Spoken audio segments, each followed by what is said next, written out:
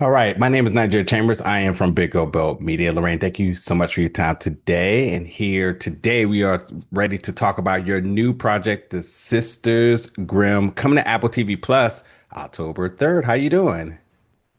I'm good. How are you? I'm well. I'm well.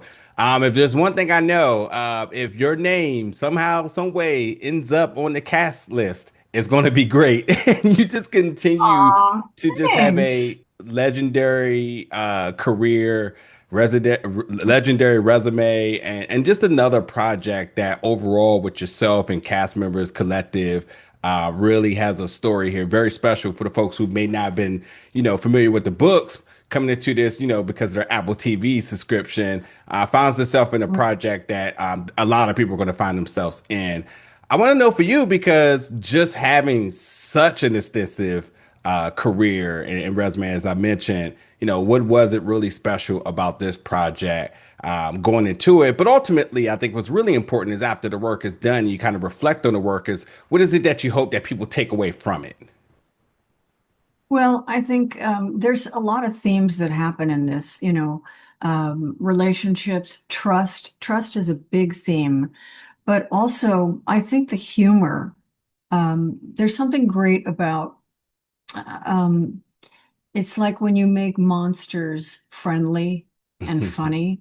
The demographic for the show is 8 to 12, I think. So, it's a wonderful tool to help kids with any kind of fears that they might have. It just kind of, you know, uh, the giants just aren't very bright, you know, and Prince Charming is kind of a dork, and it takes things that are kind of venerated in some sense and just turns them upside down. And it's Yeah. in a really funny way, but also taking, because the Grimm fairy tales, they were meant to be moral instruction for children, just to keep them in line, by scaring them. Yeah, So, yeah, Grimm is no accident.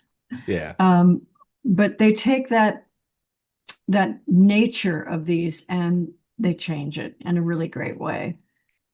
That's so weird that you that the target demo is something I never really look into, and I am sure that it is targeted for the younger audience, but somehow, some way, I just continue to find myself in these stories very much in my 30s, and I think that's Yes. magical.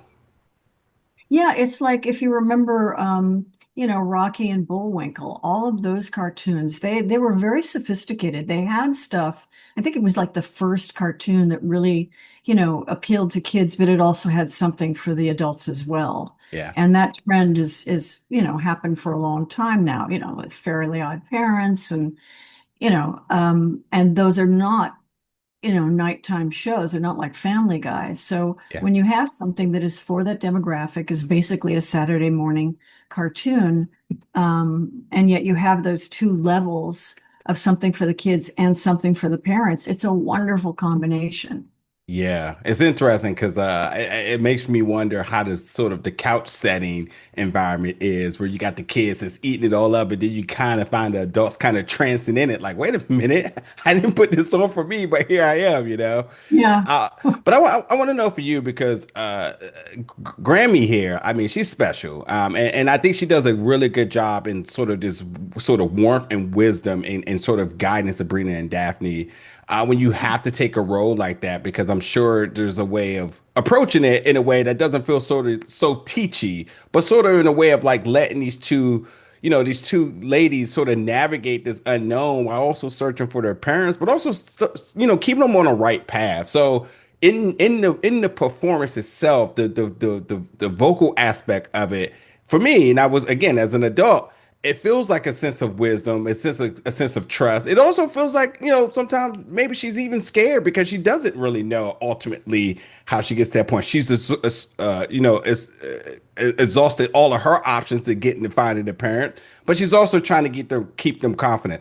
In a way, it kind of reminds me of like how our parents sort of introduced us into the world. Where like we know the world is big and is dangerous, but like they want to do their best to protect us, but also give us a chance to explore it through our own eyes. So how do you really encompass all of that into a vocal performance? And this comes off so organic. Well, the way it's written, these kids are resistant. And I think that is very common, when anybody's trying to guide a child, especially if it's a smart kid, because a lot of smart kids is like, I know better. I don't need your help. I'm fine, you know, as they walk off a cliff. And I have to really hand it to Eden Reigel, who is our director. She is really an amazing, Regal, sorry, Eden Regal, Yeah. an amazing vocal director. And although I try to infuse it with the warmth and wisdom that I possess, she really, I would say helped me craft that performance. Yeah. So we know there's 8 books, and we know we have a first season everybody could be looking forward to October 3rd, which means that, hopefully this does very well, which I think it will. And I think it's very popular. And also, again, I think people are going to find themselves in this one way or another. Uh, how far ahead do you know about this story? Is there anything in particular you're looking forward to? Because I will say that Grammy, she's kind of like the sandwich bread. She's there in the beginning, there in the end. All the craziness kind of happened in the middle, but at the end, I feel like there's some type of determination like button that went off in you, and I feel like we're going to see her a little bit more prominent going forward. Is there anything you may be expecting or excited for that not to spoil anything, but like in a way you're kind of looking to see how she gets involved going forward? Well, I know nothing about what the future holds. I don't think any of us do. I would love to have that the show, go on. There's just so many possibilities, so many stories to tell. And Relda's, I think, she's kind of a wild child. I mean, people don't realize that people my age, we were hippies. We're not listening to like Perry Como. We were listening to Iron Butterfly. Yeah. So I think that Relda has that element of youthfulness, that she could say, "Hey, oh, okay, stop it. All right." She has that, and so I think the more adventures that they have, and the more risks that they take, there's so many possibilities. All right, listen, we mentioned Charming really quickly. Now, Charming knows how to throw a party, and the who's who shows up for those parties. Now, you've played endless characters in your career, and you've also know so many different characters in your career. If you personally can invite anybody to one of those charming parties of any show, any property, any IP to come, who would it be and why?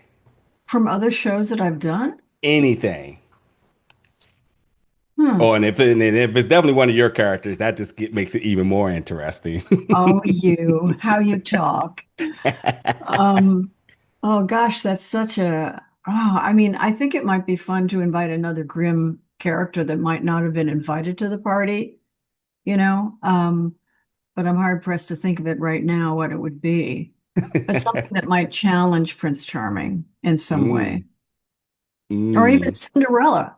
What if Cinderella came to the party? That's a good one. You know, she's got him whipped. Ah, You know, let's see what happens.